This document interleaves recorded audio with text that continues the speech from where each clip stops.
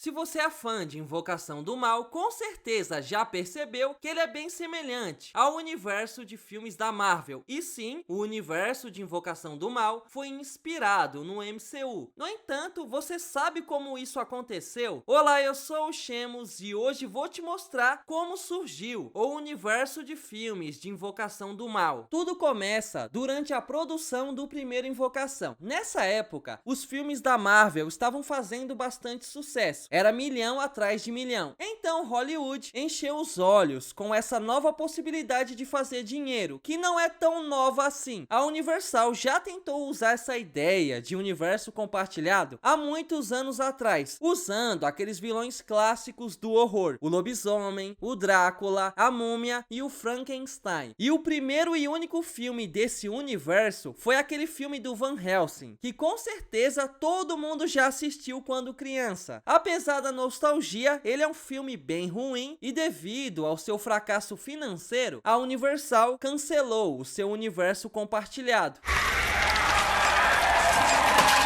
Voltando para o Invocação do Mal, enquanto produziu o filme, o diretor James Wan, que ficou bem conhecido por dirigir o primeiro Jogos Mortais e os filmes da franquia Sobrenatural, percebeu o quanto a ideia da Marvel cairia como uma luva no que ele tinha nas mãos, porque a história do primeiro Invocação veio de um dos casos dos investigadores paranormais Ed e Lorraine Warren, o caso da família Perron, uma família que alega ter vivido uma experiência sobrenatural em sua fazenda na década de 70. A família alegou experiências como murmurações, manifestações sobrenaturais e até mesmo uma provável possessão.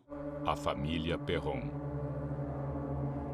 E já que o casal tinha mais de 10 mil casos investigados e um museu lotado de evidências dos mesmos, o diretor tinha um cardápio gigantesco para fazer vários filmes. Portanto, ele só copiou a ideia da Marvel e aplicou nos filmes de Invocação do Mal. Todos os objetos que estão aqui foram retirados de lugares onde ocorreram assassinatos e muitas histórias aterrorizantes. E como que funciona esse lance de universo compartilhado? É bem simples. Normalmente a gente tá acostumado com a fórmula padrão do cinema, o formato de sequências, um filme se passando após o outro. Só que no caso da Marvel, cada super-herói tinha a sua franquia. E como a gente sabia que esses filmes estavam conectados no mesmo universo? Através da cena bônus de cada filme. Sempre tinha uma cena para mostrar pra gente que todas essas histórias estavam no mesmo universo. E no final de tudo, elas se ligavam a algo maior, Os Vingadores, um filme onde todos os super-heróis apareciam juntos. No caso do Invocaverso, o James Wan nem esperou a cena pós-créditos, ele já colocou a Annabelle no início do filme. E eu lembro que o maior questionamento sobre o primeiro Invocação do Mal foi sobre quem era essa boneca. Todo mundo queria saber a história por trás dela. E o engraçado é que a Annabelle não tem nada a ver com o caso principal do filme, o caso dos Perros, mas mesmo assim ela conseguiu roubar a cena. Aqui o James Wan foi genial, ele usa a Annabelle para introduzir o casal principal, eles explicando o tamanho da ameaça que era o demônio que estava na boneca, junto à curiosidade que fez a gente pedir o filme dela. Isso deu o pontapé inicial do Invocaverso e no ano seguinte a Annabelle ganhou o seu filme. Olha, coube direitinho.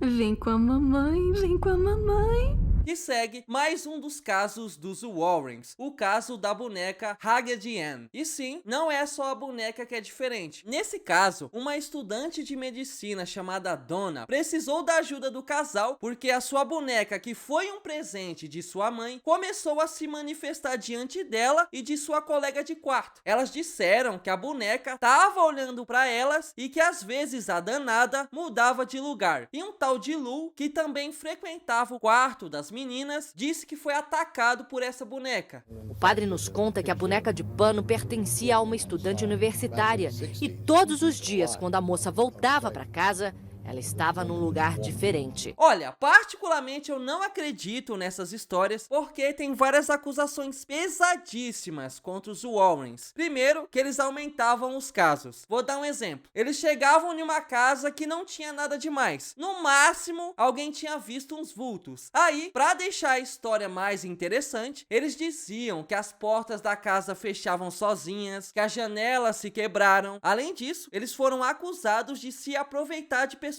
vulneráveis. E tem uma acusação de assédio bizarra envolvendo o casal. Uma tal de Judith Penny, que morou na casa dos Warrens por quase 4 décadas, disse que o Ed abusou dela quando a menina tinha 15 anos. E o pior de tudo é que ela engravidou e a Lorraine a convenceu a abortar a criança para evitar um possível escândalo. Voltando para o primeiro Annabelle, o hype não se justificou. O filme foi bem abaixo do esperado. A trama traz vários clichês que a gente tá cansado de ver. A direção não conseguiu criar suspense na maioria das cenas e o que mais deixa o filme chato são os takes repetitivos na Annabelle. Toda hora a câmera se aproxima dela, mas não acontecia nada. Isso com certeza foi a pior coisa da trama. A boneca demora muito pra fazer as coisas. Aí você fica entediado. A mulher do Thomas Shelby manda bem na atuação, mas o roteiro não ajuda. Só que mesmo com todos esses defeitos, isso não impediu de Annabelle ser um sucesso de bilheteria. Feito apenas com 6,5 milhões de dólares, Annabelle conseguiu arrecadar 257 milhões. Para um filme de terror pessoal, isso aqui é muita grana. Isso também garantiu que o Invocaverso continuasse. 2 anos depois, tivemos o segundo Invocação do Mal. No entanto, dessa vez, quem apareceu foi o Homem Torto, e eu tenho fé que um dia ele vai ganhar o seu filme, e a temida Valak, conhecida como a Freira. E diferente do primeiro Invocação, que a Annabelle só fez uma ponta no filme, aqui a Freira é a vilã da história.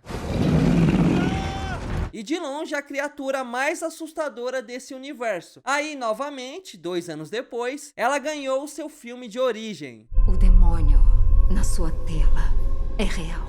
Contudo, a história dela não veio de um dos casos dos Warrens, veio de uma experiência que a Lorraine viveu. Ela relatou que viu um demônio encapuzado andando pela sua casa. Aí o James Wan pegou esse relato e criou o designer da Freira. E a danada fez um sucesso absurdo. A Freira arrecadou 365 milhões de dólares. Pensa numa grana boa, se tornando o filme mais lucrativo dessa franquia.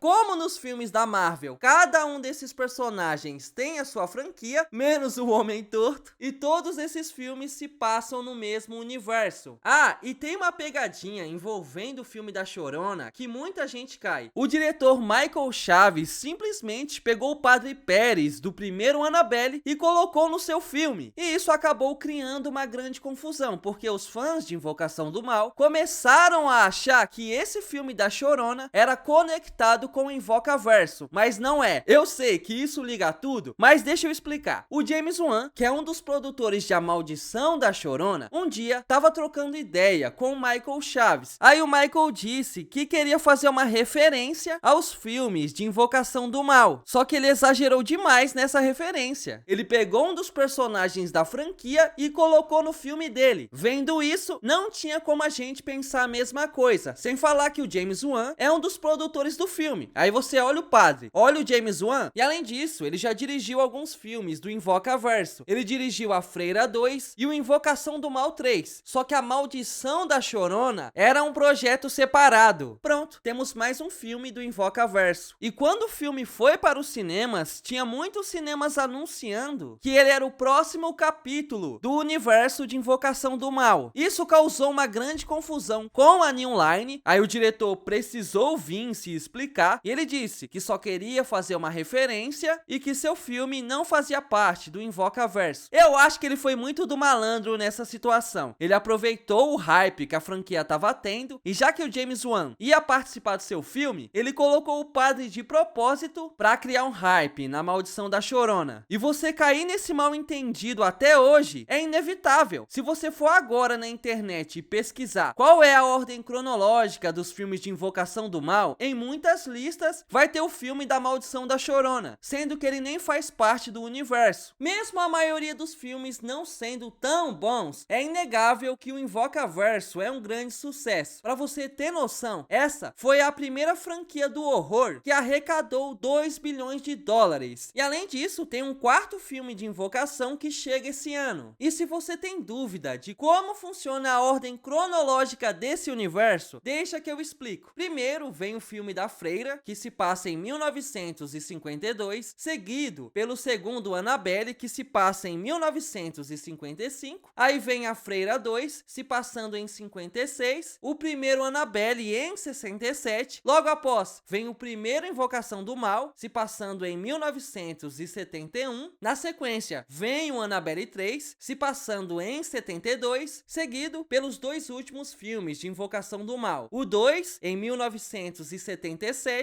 e o 3 em 81. Agora me diz aí o que você acha desse universo de Invocação do Mal. E esse foi o vídeo de hoje. Se você gostou, deixa o like e compartilhamento, pois isso ajuda demais o meu trabalho. É novo aqui, se inscreve e ativa o sininho para você não perder os próximos vídeos. Quer falar comigo? O link do Instagram do canal está na descrição. Muito obrigado mesmo pela sua atenção e tchau, até a próxima!